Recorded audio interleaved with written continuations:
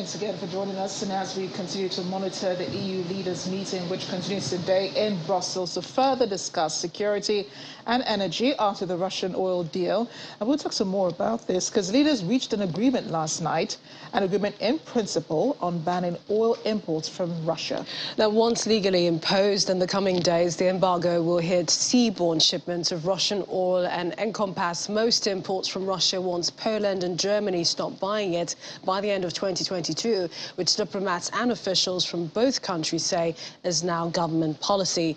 The remaining 10% will be temporarily exempt from the embargo so that the landlocked countries of Hungary, Slovakia and the Czech Republic have access via the Jubilee pipeline from Russia.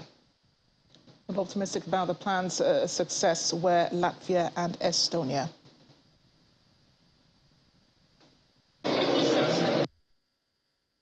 The important news is that the European Union is still united in its purpose. The purpose is to stop Russia's aggressive war in Ukraine. We have two tools with which to do that. One is to support Ukraine militarily, economically, and the second is through the isolation of Putin's economy via sanctions. And yesterday we agreed on the sixth sanction round, which includes oil. It will cut about 2/3 of Russia's oil exports to the EU, which means 2/3 of the monies that we send to Russia will no longer be sent. And this is very, very good news indeed. The stronger the sanctions, the quicker the war will end. After lengthy discussions yesterday, we finally reached an agreement, and I was positively surprised because when we went into the room, the signs were not that great, but everybody was very constructive, and I'm happy that we reached the agreement. But of course, we also have to discuss already the seventh package because things are not going any better in Ukraine, and as long as the war is going on, there is no peace. Ukraine hasn't won the war. We haven't done enough. And of course, we talked about pushing Ukraine for peace, that there are signs that the peace could be the ultimate goal, but we had very intense discussions about this, and it's only up to the Ukrainians to say what kind of peace they are able to live with, and also we have to give them all the military support so that they can defend themselves, because the peace can't be the ultimate goal. Even if there's peace, the atrocities for those territories that are conquered will continue. So if we want to end the human suffering, we also have to push the aggressor back to its borders. Well, some more now on that deal, as very early this morning, European Commission President Ursula von der Leyen said leaders agreed to cut 90% of oil imports from Russia by the end of the year. She says the remaining 10% will be temporarily exempt from the embargo so that landlocked Hungary, which was the main holdout for a deal, along with Slovakia and the Czech Republic, as mentioned earlier, all connected to the southern leg of the pipeline, have access, which they cannot easily replace. Ms. von der Leyen says the deal would clear the way for other elements of a sixth package of EU sanctions on Russia to take effect, including cutting Russia's biggest bank, Bank, from the SWIFT messaging system and banning 3 more Russian state-owned broadcasters. I'm very glad that the leaders were able to agree in principle on the sixth sanctions package. This is very important. Thanks to this, Council should now be able to finalize a ban on almost 90% of all Russian oil imports by the end of the year. This is an important step forward. Now left over is around about 10 or 11% that are covered by the southern Družba. And indeed, here we have agreed, this is for the moment being exempted. We have agreed that the Council will revert to the topic as soon as possible in one way or the other. So this is a topic where we'll come back to and where we will still have to work on. But it is a big step forward, what we did today. So this is good that we now de-SWIFT the spare bank. There is a ban on insurance and reinsurance of Russian ships by EU companies. a ban on providing Russian companies with a whole range of business services, and very important, the suspension of broadcasting in the European Union of 3 further Russian state outlets that were very typically spreading broadly the misinformation that we have witnessed over the last weeks and months, this procedure. Thank you very much for... European Commission President Ursula von der Leyen speaking there. We have been mentioning how this deal impacts on countries like Hungary. Today, the Prime Minister Viktor Orban said exempting the country from the EU's oil embargo deal avoided what he called an atomic bomb being dropped on its economy. According to him, Hungary has enough problems like skyrocketing energy prices, high inflation, and Europe being on the brink of an economic crisis.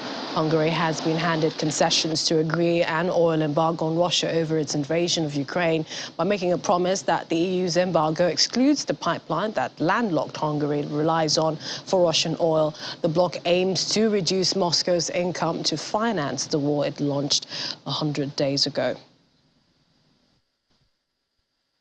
Well, on Monday, Russia's energy company Gazprom said it would suspend gas supply to Dutch energy company Gazprom from today, after the latter refused to pay in rubles. Gazprom says it did not receive any payments from Gazprom for the gas supplied in April by the end of the working day on Monday, which is the payment deadline outlined in the contract. So they decided to suspend gas delivery from today, May 31st, until payment is made as required. Dutch Prime Minister Mark Rutte said a cut in Russian gas supplies will be limited in its effects for the Netherlands. Gazprom also says it's made alternative arrangements to cover the 2 billion cubic meters of gas it had expected to receive from Gazprom through October.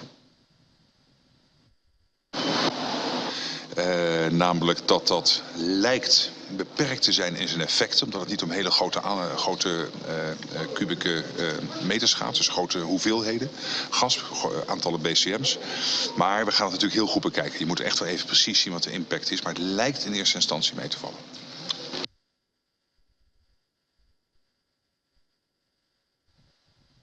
We understand that oil prices are up today following the agreement by European leaders to ban oil imports from Russia. Brent crude rose above $123 a barrel, the highest it's been for 2 months. U.S. West Texas Intermediate crude was grading at $119.34 a barrel, up $4.27 in a 4th session of the gains in a row, hitting its highest since March 9. Prices for oil and gas have soared in recent months, fueled in part by the Ukraine war. Brent crude has risen more than 70% over the past year. Russia currently supplies 27% of EU's imported oil and 40% of its gas, and oil prices climbed again on news of the latest EU embargo. Meanwhile, the rising cost of living threatens to curtail some EU countries' appetite for further sanctions, which could also hurt their own economies. Joining us now is Senior Manager, Oil, Gas and Power Group, Temitope Kolade. He joins us from Maryland in Lagos. Temitope, thank you for joining us on the program. Thank you for having me. Good afternoon. Good afternoon, and I'm sure you've been following the developments through today, because that's your sector, isn't it? EU leaders reached an agreement late Monday to ban 90% of Russian crude by the end of the year. That embargo is part of the European Union's 6th sanctions package on Russia since it invaded Ukraine. How significant is this round of sanctions on Russia? Apparently very significant. Again, because Russia has its allies also, India, a very strong member, and of course China as well. It appears that it has some caution. But that's not to take away from the fact that it would rather take those things to Europe, which are closer locations to the market, right? So what it means for Russia is that its revenue over a period of time could be threatened. Apparently, if you have to supply to India and China, for instance, have been taking more. They've taken so much last month of crude from Russia, but it can't continue because typically supply and demand are driven largely by economies rather than politics. So whatever politics is underlying in that will not be sustainable, because over a period of time, the expectation is that you will not be able to buy more than what you need, more than what you can store, more than what your economy can handle at the time. So you're saying this, of course, will not affect China and India, who are the likely buyers of Russian oil? It would impact them in a way because currently Russia is offering those oil at discounts to these two countries. So it means that in a way, India and China are able to buy at some better price, right? Which is one of the incentives for them to take some more oil at the moment from Russia as well. So what it means is that they can take so much at the moment, but in a matter of time, say weeks, they won't need as much anymore. Like, for instance, there are predictions that they're not going to get as much as they got last month in the current month, right? Or in the coming month. So it will continue to decline because economies will play a major role in whatever demand that you're getting, that Russia is getting from China and India. And the EU Commission President Ursula von der Leyen says the purpose is for Russia to get less financial resources to fund its war. I also wonder what they think about, China and India and what they're doing. But as to today's oil prices, we are seeing jumps. How is this war in Ukraine impacting that? Well, definitely impacting it in a very great way.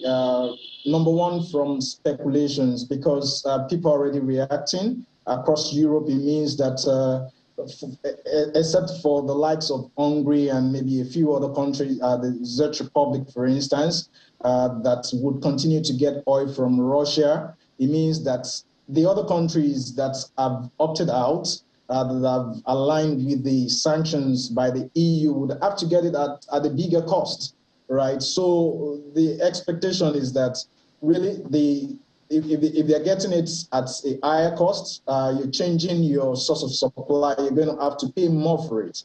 And before that even happens, the market has reacted already, and we've seen the jump in the oil price. So indeed, in the coming days, it's expected that it would continue in that manner, except we get some production from some other places to help regularize the price or maybe make it more stable. And that's what OPEC tries to do most of the time. Unfortunately, production output in the countries that also produce oil plays a major factor in whatever role that OPEC wants to play. And we're also seeing that, these energy prices which have soared is contributing to heated inflationary environment in many countries. Where does OPEC Plus come in? Well, we need to realize, number one, that Russia is an ally of the OPEC Plus. So it's a delicate balance that OPEC Plus would have to do because of the interest of Russia as well. The other part of it is that if you look at that bloc, right, Saudi plays a very huge role in that. And what Saudi has said is that they have limited capacity for expansion, right? So increasing output is not something that could be done overnight, right? In some other countries like Nigeria, you would agree with me that we are facing our issues. We've not been able to meet with the OPEC quota for a while, and then security issues are even increasing that gap for us. And so that is also affecting investment in a way. If you also consider the fact that we're just coming out of COVID-19, and then pandemic has also affected the kind of investments that we've seen in oil fields, it means that there is very little that OPEC Plus could do, because it's a game of demand and supply. And the way to deal with it for OPEC will really be to say, let's increase the OPEC quota for each of the countries. For instance, Nigeria's OPEC quota was increased not too long ago, but we've not been able to meet what it was before, so it doesn't change anything as such. So what we find is that even when OPEC says, oh, give us more oil from your country, if you're not able to meet that supply, then the fact that there is then a supply issue will then further drive up the costs and the price of oil. So really, there is so much that OPEC could do except for trying to regulate and trying to increase demand to ensure that it balances out the price. But like I said earlier, we also need to pay attention to the fact that OPEC needs to also respect Russia's wishes because it's one of the two biggest partners in the alliance. I'm glad you mentioned how this impacts on Nigeria as well, because that was going to be my next question. But let's go back to Hungary and Slovakia. These countries, as well as Czech Republic, have been given temporary exemptions, from this Russia oil ban. They've given until the end of the year. Do you think that's enough time for them to even things out with the European Union so that they can get along with the rest of the bloc? Maybe, maybe not. Largely, the questions are driven by economics again for me. And the reason is because if you listen to Zelensky, for instance, he's not happy that the whole of EU could not even unite to have that cut of Russian oil, right? And the reason is because for Hungary, he says economics is very critical to it in taking whatever decision. They already have pipelines that supply those oil. And decommissioning those is like a lot of cost for them, right? Again, what would Hungary like to do? Is it enough for EU to impose its agreements on some of the countries? I think that each of the countries would have to kind of consider what exactly it means for their individual economy, for their sovereignty over the period of time. The truth is that if they unite as a force today and they say we just want to stop Russia by every means and want to put the entire sanction on all of the oil going to EU, they would take that decision, but that would be a political decision that might have real economic impacts on the people of each of those countries. And that's what Hungary has said it needs some time to deal with, right? It's not just enough to say, oh, let's pull out. How do we make up for an alternative supply, right? So it could happen today. It could happen by end of the year. Again, it's going to be what's the willpower for each of the countries that are involved. How ready are they to deal with what economic issues it will throw out to them? We appreciate your time. Senior Manager, Oil, Gas and Power Group, Temitope Kolade-Anderson. Always a pleasure having you join us on the program. Thank you for having me. In the meantime, Russia's defense ministry has released footage showing a cargo ship leaving the Ukrainian port of Mariupol for the first time since the Russian forces seized the city. The Russian-backed separatist leader of the Ukrainian breakaway region of Donetsk said the ship that was loaded with steel ropes was headed to Russia. Ukraine says a shipment of metal to Russia from Mariupol, whose capture gave Moscow an overland bridge linking mainland Russia and pro-Russian separatist territory to Russian-annexed Crimea, amounted to looting. Russia seized full control of Mariupol earlier this month when more than 2,400 Ukrainian fighters surrendered at the besieged Azovstal steelworks. Russia said last week the port had been cleared of mines and was open again to commercial vessels. Search and rescue teams in Nepal have recovered the voice recorder of the plane that crashed into the Himalayas in Kathmandu minutes after takeoff Sunday, May 29. They have also recovered the last of 22 people aboard the de Havilland Canada DHC-6300 Twin Otter aircraft. There were 2 Germans, 4 Indians and 16 Nepalese aboard the plane. The 12 bodies were being brought to Kathmandu today after the first 10 bodies recovered were brought to the capital a day earlier. Authorities say the bodies will be released to the families following an autopsy and identification. The downed plane was bound for Jomsum, a popular tourist and pilgrimage site 80 kilometers northwest of Pokhara, on what should have been a 20-minute flight. All over in the United States, a major fire was reported at a chemical plant near downtown Omaha in Nebraska, forcing residents to evacuate the area. One eyewitness caught the clip, this clip, which we'll show in a moment, showing smoke, there it is, billowing from the NOx threat from chemical plants. No injuries have been reported so far. but the fire department has recommended evacuations for residents and businesses due to the potential toxic air.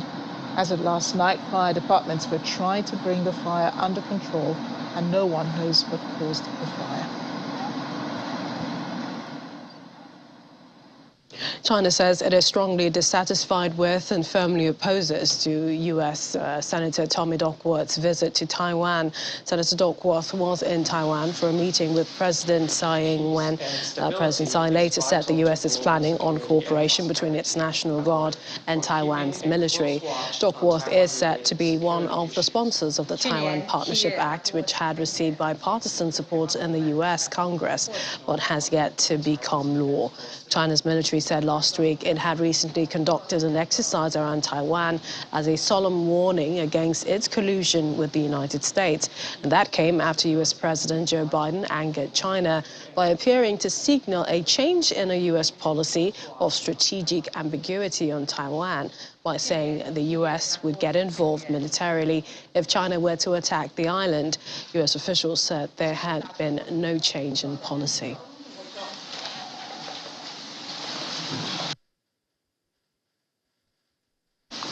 I will close by saying that there is tremendous support for Taiwan within the legislative branch.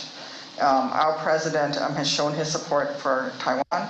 You've heard from our military, and as a member of the legislative branch, I will tell you it is a bipartisan agreement that the USA should stand with Taiwan. And I sort of wanted to symbolize that by wearing my plum blossom pin and my U.S. Senate pin together, side by side as partners. Residents of Shanghai, China are quite expectant as the government today began dismantling fences around housing compounds, ripping police tape off public squares and buildings to the relief of the city's 25 million residents. Just before a painful 2-month lockdown is lifted at midnight, many business owners were seen tidying and cleaning their shops in preparation for businesses to resume on June 1st. Workers installed colorful I Love Shanghai banners at a commercial district outside large shopping malls as people looked on.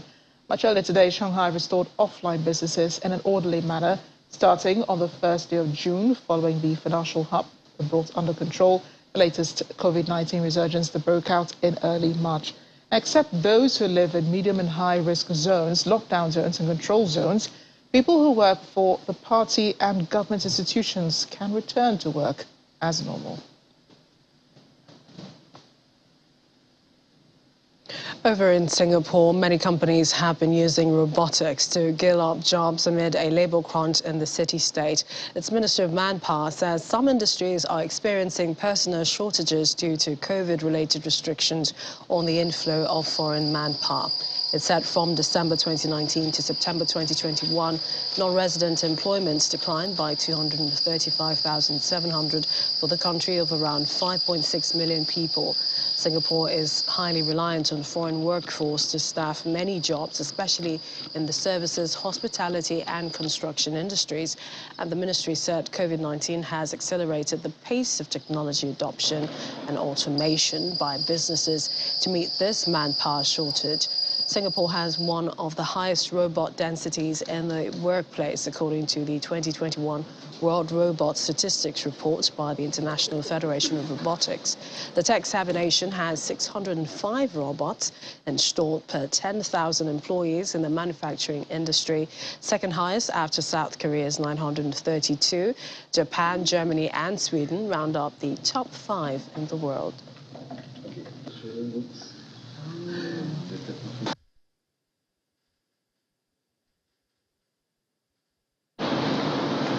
There is, and especially during COVID period, we really felt that. I think things have still not got back to pre-COVID. I don't think they ever will. So actually replacing the need for manpower on site with autonomous solutions is gaining real traction in the industry. Staff need not read the call numbers one by one on the shelf. And this reduces the routine and labor-intensive aspects of this task, which is not sustainable to cope with the escalating manpower cost. During the pandemic, where borders are closed, it is harder to get workers.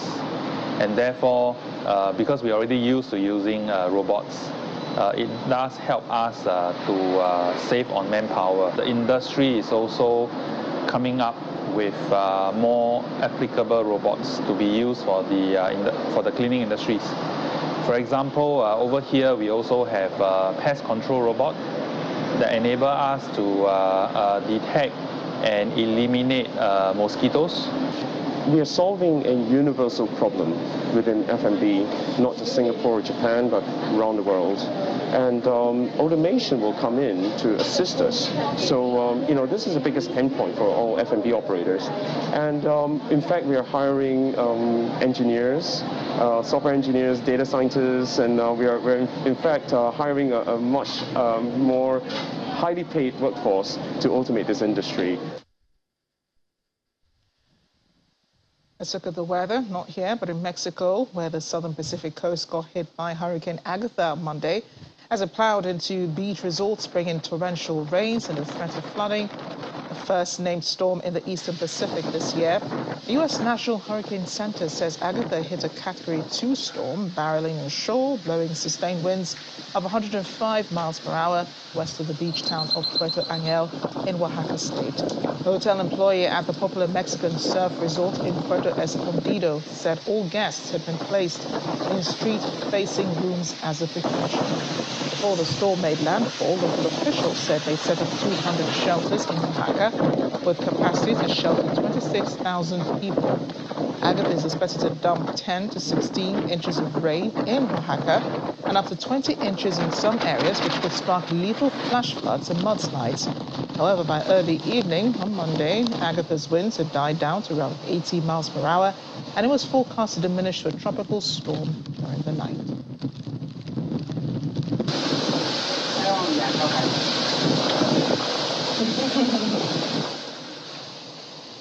Well, in Brazil, weather conditions have not been great over the past few days either.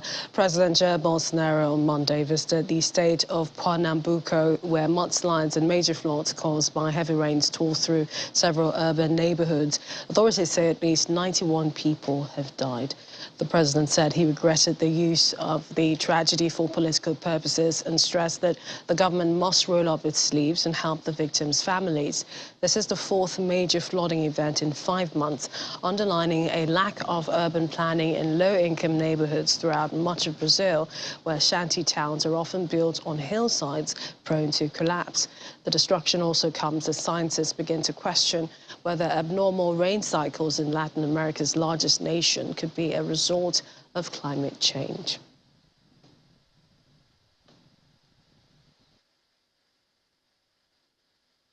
Iranian President Ibrahim Raisi has condemned foreign forces for bringing unrest to regional security and underlined the importance of regional affairs resolved by regional countries. Raisi made the remarks at a press conference in the Iranian capital, Tehran, after he met with visiting Tajik President Emomali Rahmon. In addition, the two heads of state said cooperation with neighboring countries is conducive to enhancing regional security, as Iran and Tajikistan share common views on fighting terrorism, drugs and crimes. And when talking about the Afghan issue, Raisi condemned the United States and the North Atlantic Treaty Organization, NATO, for having never taken into consideration the security of the Afghan people, but only in pursuit of their own political goals and interests. And back home, Nigeria's president has departed Abuja for Madrid, Spain, to begin a state visit at the invitation of the Spanish president, Pedro Sanchez. In a statement, his special advisor on media and publicity, Mr. Femi Adesina, explains that during the visit, President Muhammadu Buhari will meet with the Spanish head of state, His Majesty King Felipe VI. Both leaders will discuss issues of mutual interest, which will result in the signing of agreements and memoranda of understanding, expected to further deepen relations between the two nations. Now, such of these areas include extradition and transfer of convicted persons, mutual legal assistance, cultural matters, cooperation towards fighting crime, enhancing security, as well as issues affecting independence of diplomatic staff. Both countries will also discuss cooperation on energy, trade and investment, transportation, public health and sports development. In addition, the president will be the special guest at an investment forum jointly organized by the Spanish Chamber of Commerce, the Ministry of Trade and the Confederation of Employers, where he will speak on investment opportunities in Nigeria. The president is expected back in the country on Friday, the 3rd of June. Well, staying with Spain, a Coast Guard boat has transported 49 migrants, including a woman and child, to the port of Handgun in Gran Canaria after they were rescued in the Atlantic Ocean. The rescued migrants were seen wrapped in blankets as they waited to disembark. Located around 60 miles off the coast of Morocco, Spain's Canary Islands have become a hotspot for migrants trying to reach Europe in recent years. Last year, some 4,400 people were lost at sea attempting to reach Spain. It's according to a monitoring group. A total of 22,316 migrants crossed by boats to the Canary Islands in 2021, after 23,271 people made the crossing in 2020. Australia's new Prime Minister Anthony Albanese says the country's centre-left Labour Party has secured enough seats in the lower house of Parliament to govern in its own right, letting it form government without the support of independent or minor parties. Addressing a televised media conference today after a tally of results, Prime Minister Albanese said that Labour had won 77 seats, a majority in the 151-seat House of Representatives. Securing a majority lowers the risk for Labour that it would have to negotiate with a group of 16 crossbenchers, mostly climate-focused independents and Greens, to pass legislation, although it will still need to win additional support for legislation in Parliament's upper house.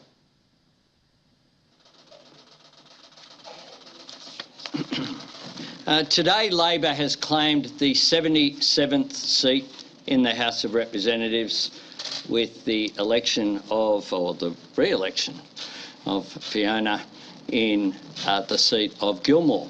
What that means is that the coalition failed to take a single seat from the Australian Labor Party at the election just finished, and it confirms indeed that Labor will be a majority government when Parliament resumes in July.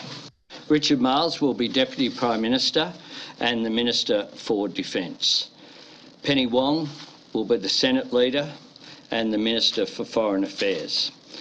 Don Farrell will be the Deputy Senate Leader, the Minister for Trade and Tourism and the Special Minister of State. Dr Jim Chalmers will be the Treasurer. This is the largest number of women who have ever served in an Australian cabinet, with 10 women in the cabinet. In addition to that, in terms of the ministry, there are 13 women in the ministry and 19 front benches, a record number in all three categories for women's representation in cabinet, in ministry and in front bench positions. Preparations are in top gear for the Queen's Jubilee pageant on horseback on Sunday, as the British military continued rehearsal today. There they are. The rehearsal took place around the Mall and the Queen Victoria Memorial outside Buckingham Palace. Britain will mark Queen Elizabeth's record-breaking 70 years on the throne this week, with 4 days of celebrations ranging from military parades and a church service to street parties and a pop concert outside Buckingham Palace. The 96-year-old monarch marked 7 decades on the throne in February, and 2 public holidays have been set aside to create a 4-day weekend for nationwide events commemorating her reign from June 2nd to the 5th.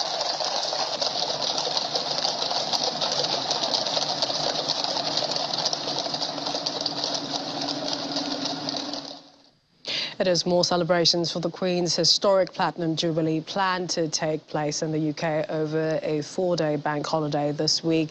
The unprecedented anniversary will undoubtedly shine a light on the recent scandal that has engulfed the Windsor family, and it being reported that the successors will join other royals at a series of events for the first time since their tell-all interview with Oprah Winfrey last year.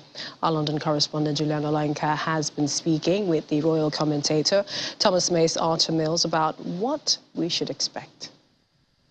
It's going to be the greatest show on earth. That is what this is about. We are paying tribute to Her Majesty, a woman who has built the Commonwealth of Nations, 54 individual countries from 7 remnants of an old empire, outdated, and what she's been able to do. That is her life legacy. So what we're going to celebrate and what we're going to see is the best of Britain, what Britain stands for.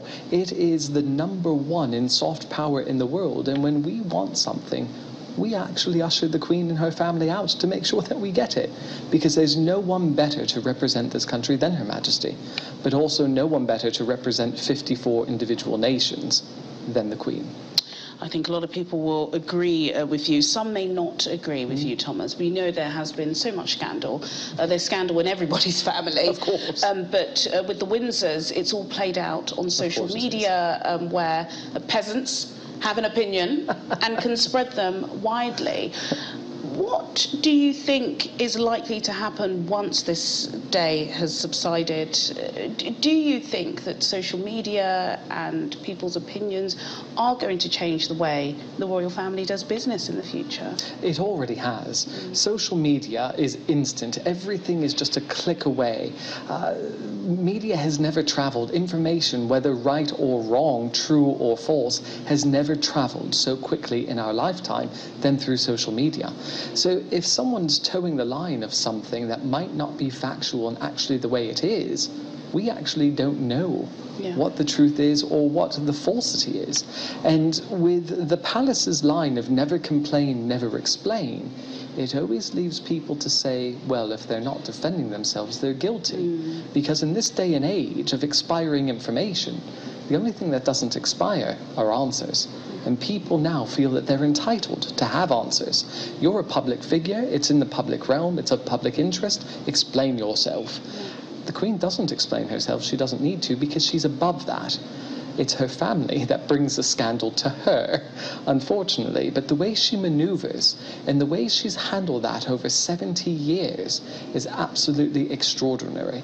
And if we didn't have her at the helm, I don't think that family would be as shaped up or shipped out as it is. I think really a succinct, good point there. Got to talk about the Sussexes. Oh yeah, Meghan and Harry. Meghan and Harry, yes. Due to bring the 2 children, Lilibet. I can't wait to see an image. I'm very happy. Yes, a lot of people are very excited. I was at Windsor for their wedding. Oh wow. I had interviewed all day for it and did a few documentaries, and it was a very exciting day. I'm so happy they're coming. So clearly a fan. Not everybody is a fan. Are you expecting a shift in mood once they arrive? We know the British media sometimes seem to be working in cohorts with whoever's at the centre of the royal family. There's been a lot of positive press. Do you think it could turn a little bit dark once they're in London? I think it could, just for the fact that the British feel slighted. They feel betrayed by the Sussexes. And I was a very big proponent until they decided it was personal over duty. And of course, everyone brought that back to history. Edward VIII and Wallis Simpson, the twice divorced American divorcee.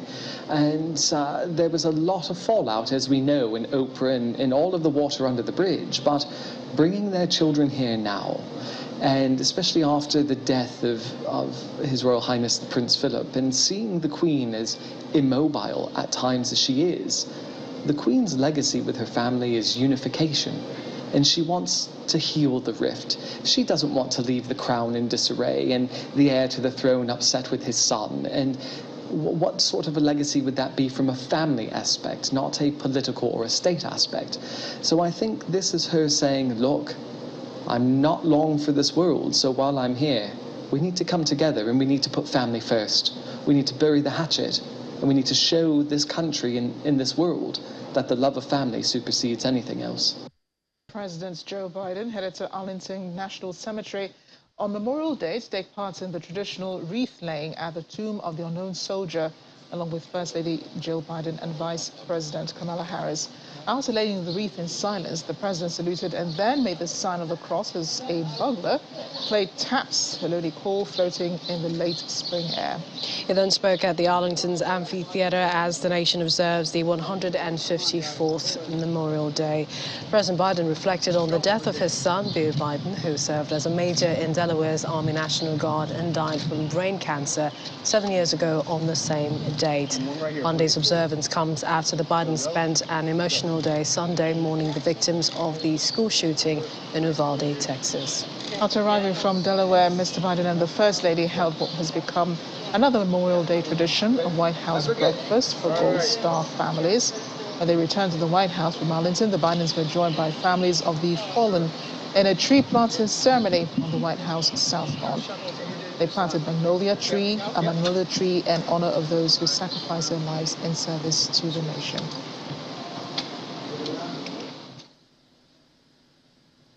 And Canada has introduced a law that would freeze the sale of handguns, one of several gun control measures announced by Prime Minister Justin Trudeau. The move comes just a week after the mass school shooting in Uvalde, Texas, which took the lives of nearly 24 children. Mr. Trudeau cited the events south of the border as evidence of the need to act on gun violence as soon as possible. Elite sports shooters, Olympic athletes, security guards would be exempted from the handgun freeze, which won't affect current handgun owners either. The new legislation resurrects some measures that were shelved during Canada's federal election last year. Under the proposed laws, lookalike toy guns would also be banned, and those with a record of domestic violence or stalking would be prevented from getting a firearms license.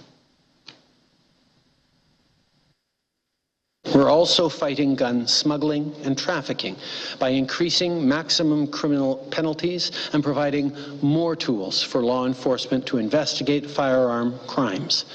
And we'll require the permanent alteration of long gun magazines so they can never hold more than 5 rounds. And we're in India now, where health officials with access to the murdered singer Sidhu Moosewala have revealed that he was hit by 24 bullets. Shubdeep Singh Sidhu, popularly known as Sidhu Moosewala, was shot by unidentified people while traveling on Sunday evening. He was just 28 years old.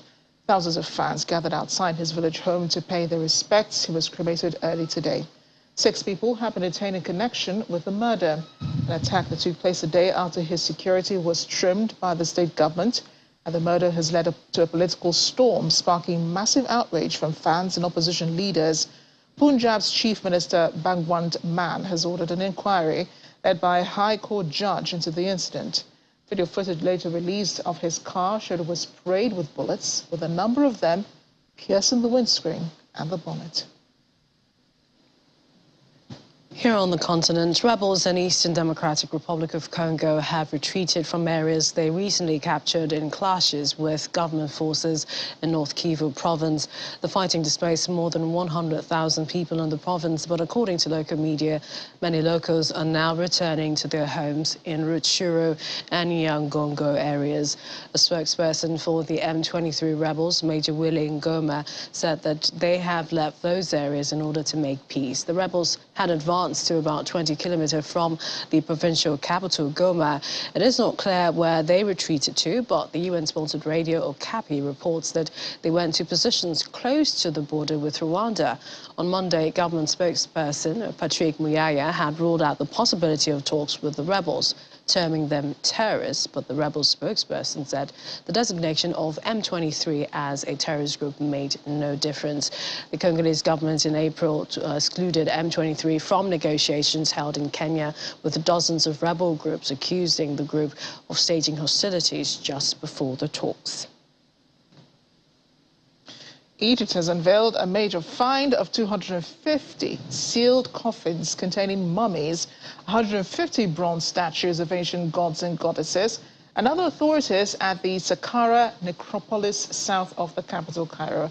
An Egyptian archaeological mission working in Bubastian cemetery area discovered them in the site dates back to the late period of ancient Egypt. Mustafa Waziri, the Secretary General of Egypt's Supreme Council of Antiquities, said the cache included 150 different sized bronze statues of gods and goddesses. A mission has discovered 250 intact colored wooden coffins that date back to 500 BC inside several burial wells, comprising well-preserved mummies as well as a group of golden face wooden statues, painted wooden boxes and amulets. During the excavation inside one of the wells, the mission found a papyrus that writes verses from the Book of the Dead. A collection of cosmetics was also found, including combs, eyeliners, containers, bracelets, earrings and seed necklaces. The discovery was made during the fourth excavation of the site that started in April 2018. The Egyptian mission will start the fifth excavation in September. What a wonder. While we're staying in Egypt, let's take you to the world of virtual reality. An Egyptian teen and AI junkie is developing a system that he hopes will one day allow people go shopping and allow students to attend their classes via the metaverse. Take a look. Wearing a virtual reality headset and black and yellow wired gloves, an Egyptian teenager is hoping to build his own version of the metaverse, allowing people to one day shop, attend classes, or even conduct experiments online. Omar Wael, a 13-year-old developer and AI junkie, became fascinated by the world of virtual reality after watching Ready Player One, a 2018 science fiction movie in which much of the humanity uses a virtual reality simulation. This inspired him to start working on his own version of the project. His idea started taking shape when the metaverse became more easily accessible, thanks to tech companies investing billions into the industry in the past few years. Using some of his mother's old clothes, Wael developed a sensory vest and glove. He also started working on a software which he hopes will allow pupils like himself attend classes via the metaverse.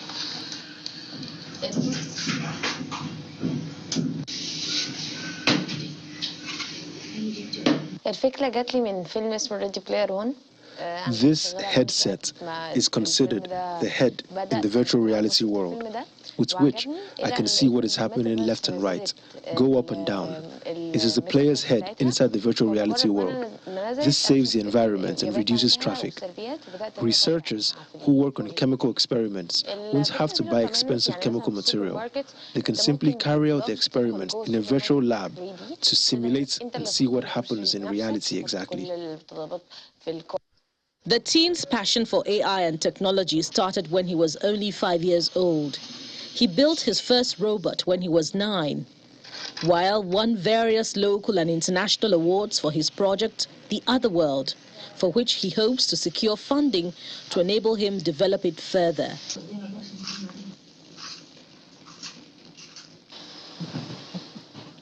Oh, I'm sure he is going to shake the world and change it for the better. Mm-hmm. You were still muffled or rather mulling about, the cosmetics and all of that. Yes, the mummies. The mummy is discovered in Egypt. Yeah, because they expected them to use them in the afterlife. Yeah. Reminds me of a movie or two. Stay, slaying in the afterlife. Thanks for watching. I'm Amarachi. I'm Melissa Walker. Have a good evening.